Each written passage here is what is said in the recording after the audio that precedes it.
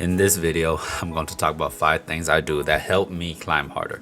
These are just my opinions and tactics that I like to employ. And here we go.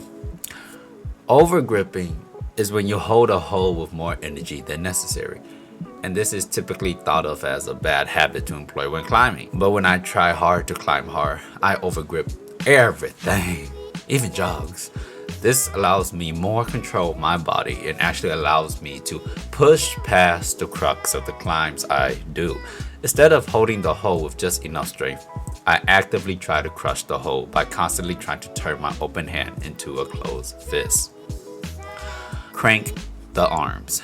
Typically, when I climb, I like to keep straight arms and rely mostly on technical technique and only bend my arms when necessary. But when I try hard, I have to consciously use my arms to pull hard. This helps bring me closer to my next hold and does contribute to finger strength as well.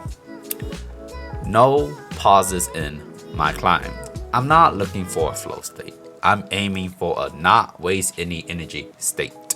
So when I get to a good hold on a hard climb, bouldering, I won't shake anything out. I will just move right by it. I find this really helps me preserve my energy. Audibly breathing / making noise. Breathing loudly and making noise helps me relax physically and mentally. The act of releasing energy via noise makes it feel like I don't have to hold back any of my strength. By being loud, I give my body permission to let loose all its prowess.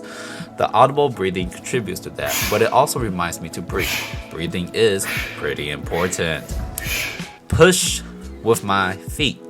Whether it be toe down or heel down, when I climb hard, I actively push my feet into the footholds. This helps me create tension with the wall and helps keep my entire body engaged with the climb. And bonus tip number 6, I go in with the clear intentions of success. I'm not planning to climb half of it, I plan to do all of it. But what happens if my foot slips or I dab on the first or second move? For me, I'll just stop the climb and rest for a minute or two.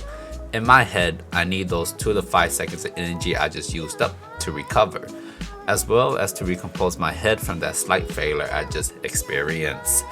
And those were 5 things I do to climb harder. Hope you enjoy, hope you learned something, and I'll see you next time, partner.